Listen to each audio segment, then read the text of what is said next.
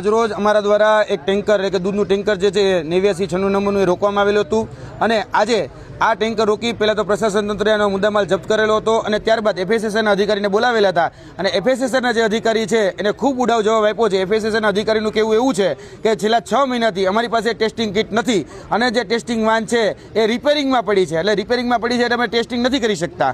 હવે જોવા જઈએ તો એફએસએસઆઈનો જે લો છે એવું કહે છે કે ગમે એવી હોય તો ઓછામાં ઓછા 14 દિવસની અંદર એનું ટેસ્ટિંગ કરી અને જે મુદ્દામાલ છે એ રાખવો ન રાખવો ડિસ્ટ્રોય કરવો એની ઉપર તાત્કાલિક નિર્ણય કરવાની જવાબદારી એફએસએસઆઈના અધિકારી છે।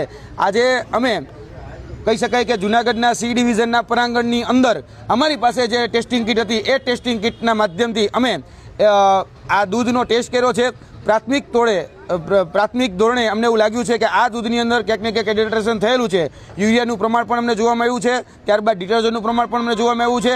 હવે કયું કેટલી માત્રામાં છે એ અમને નથી ખબર। આની અંદર સોયાબીન છે કે નહીં, પામતેલ છે કે નહીં, આની અંદર બીજા કોઈ પણ પ્રકારના એડલ્ટ્રેશન કરવામાં આવેલા છે કે નહીં એની તપાસ એ જીસીના માધ્યમથી જ થઈ શકે, પરંતુ કહી શકે કે એફએસએસઆઈના જે અધિકારી છે, જે ઉચ્ચ અધિકારીઓ એસી ચેમ્બરની અંદર બેઠા ઓર્ડર કરતા હોય છે, એની પાસે કોઈ જ પ્રકારના સાધનો ઉપલબ્ધ નથી। અને આજે અમારા દ્વારા જે એફએસએસઆઈના જે અધિકારી છે અહીંયા ઉપલબ્ધ હતા ત્રિવેદી સાહેબ, એને એક ટેસ્ટિંગ કિટ એટલે કે મિલ્ક ટેસ્ટિંગ કિટ જે છે એ ભેટ સ્વરૂપે આપવામાં આવી છે, જેથી કરીને જૂનાગઢના જે નાગરિકો છે એ નાગરિકોનું ભવિષ્ય ન બગડે, નાગરિકોનું આરોગ્ય ન બગડે।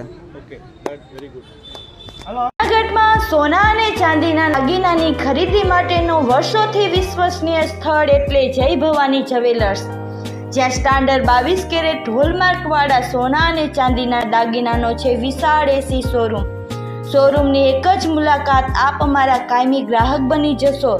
જય ભવાની જ્વેલર્સ, ચોકસી હીરાલાલ મકનજી, ચોકસી બજાર, જૂનાગઢ।